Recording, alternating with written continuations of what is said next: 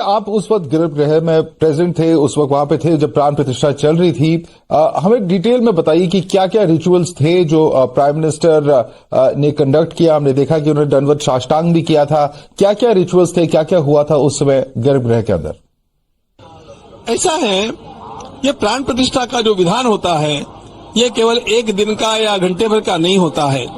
इसके पीछे कुछ पूर्व पीठिका होती है।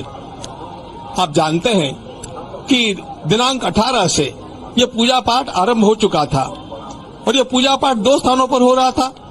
जहां पर यज्ञ मंडप था वहां पर अनेक देवताओं का आवाहन, उनके अनेक प्रकार के मंत्रों का पाठ जप, उनके लिए हवन यज्ञ चल रहा था। और इधर मंदिर में भगवान का भी विधिविधान हो रहा था।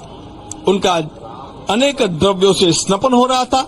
उनका जलाधिवास, धान्याधिवास, उनका पुष्पाधिवास, फलाधिवास, शय्याधिवास आदि सभी अधिवास हो रहे थे।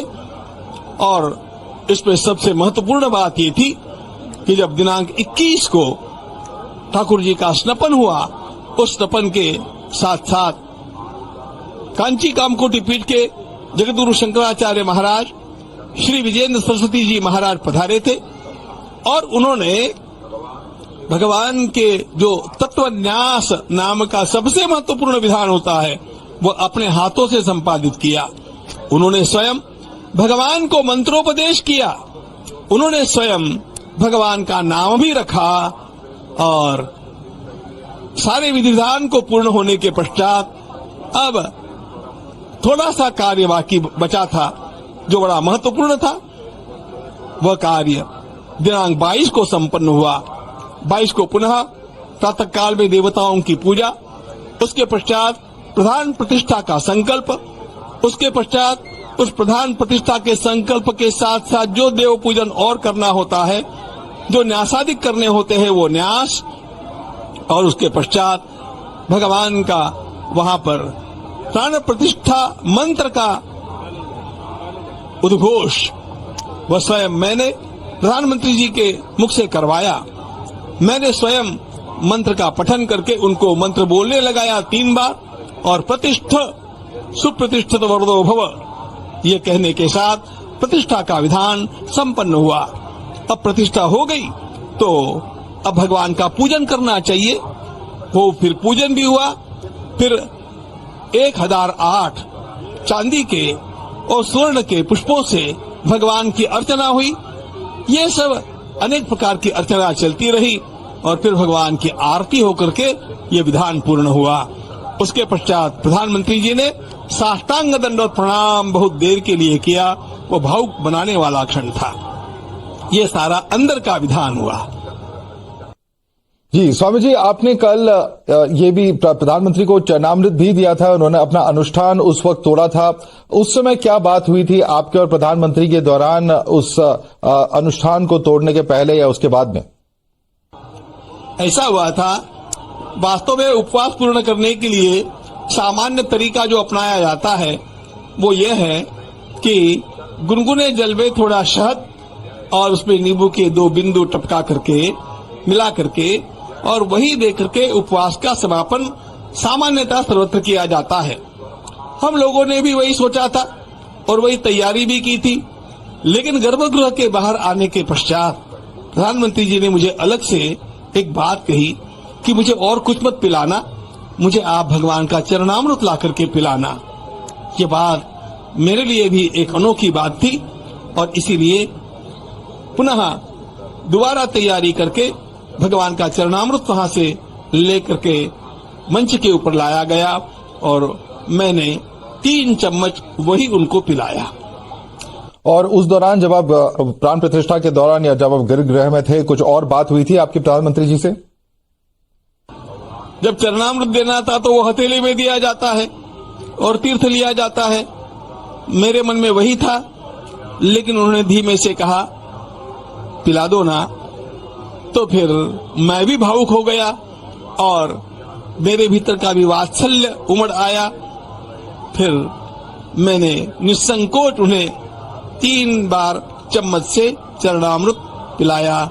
मेरा मन भर आया, उनका भी मन भर आया था। जी, और साथ ही में आपने कहा था कि प्रधानमंत्री ने ज्यादा किया, जितना आपने अनुष्ठान में सजेस्ट किया था कि वो तैयारियां करें, उससे कई ज्यादा बढ़कर प्रधानमंत्री ने अनुष्ठान के समय अपनी रिस्ट्रिक्शंस रखे। ये बताइए कि आपने क्या क्या सजेशन दी थी अनुष्ठान की प्रिपरेशन के लिए प्राण प्रतिष्ठा से पहले, और क्या क्या रिचुअल्स थे जो उन्होंने फॉलो किया, चाहे यम नियम हो, अन्यथा बाकी नियम जो भी है उन्होंने फॉलो किए थे, उसके बारे में थोड़ा बताइए। जब लगभग 20 दिन पहले मुझसे पूछा गया कि हमें क्या क्या करना चाहिए, क्योंकि भगवान श्री राम की प्रतिष्ठा अपने हाथों करनी है, तो अपने शरीर की, मन की, वाणी की शुद्धि भी करनी चाहिए। तो इसके लिए क्या क्या विधान शास्त्र में है, मैंने महापुरुषों से पूछ करके उनको संपादित करके उनके पास भेज दिया था। जो भेजा था वह ऐसा था, 11 दिन के लिए उनको विदेश यात्रा नहीं करनी चाहिए। 11 दिन के लिए उनको एकभुक्त यानी एक समय भोजन करना चाहिए, दूसरी बार फलाहार ले सकते हैं। हमने ये भी लिखा था कि उनको 11 दिन तक भगवान श्री राम के विशिष्ट मंत्र का जप अधिक से अधिक करना चाहिए, कम से कम 1 माला तो करना ही चाहिए। हमने ये भी लिखा था कि अंतिम 3 दिनों में उनको अन्न का आहार नहीं लेना है, फल ले सकते हैं। हमने ये भी लिखा था कि इन 3 दिनों में उनको पलंग पर नहीं सोना है, भूमि पर चौकी पर कंबल डाल करके उस पर वे शयन कर सकते हैं। भूमि शयन करते हैं तो अच्छा है। यह सब हमने लिखा था। इसके साथ साथ अहिंसा, सत्य, अस्तेय, ब्रह्मचर्य, असंग्रह और शौच, संतोष, तपस, स्वाध्याय और ईश्वर प्रणिधान, ये 10 यम नियम भी लिख करके भेज दिए थे। हमने जो लिखा था वो ये था, लेकिन उन्होंने तो 11 दिन का ही उपवास पूरा कर दिया, सबसे बड़ा तप कर लिया। वे लगातार केवल कंबल के ऊपर भूमि शयन करते रहे। जो मंत्र उनको दिया गया था उस मंत्र का जप वे निरंतर करते हुए दिखाई दिए जब भी खाली होते थे। और उन्होंने इन 11 दिनों में प्रभूत तीर्थ यात्रा की। नासिक गए, श्रीरंगम गए, रामेश्वरम गए, गुरुवायूर गए और भी अन्य स्थानों पर गए। और उन्होंने इन दिव्य देशों में जाकर के अपने को सांसर्गिक तरीके से, यानी अपने आस पास के सारे परमाणु कणों को भी बदल करके और अधिक सिद्ध करके लाया। यह बात बहुत महत्वपूर्ण होती है जो समझदारी से उन्होंने की, इसलिए हम उनके इस व्यवहार से अभिभूत रहे हैं।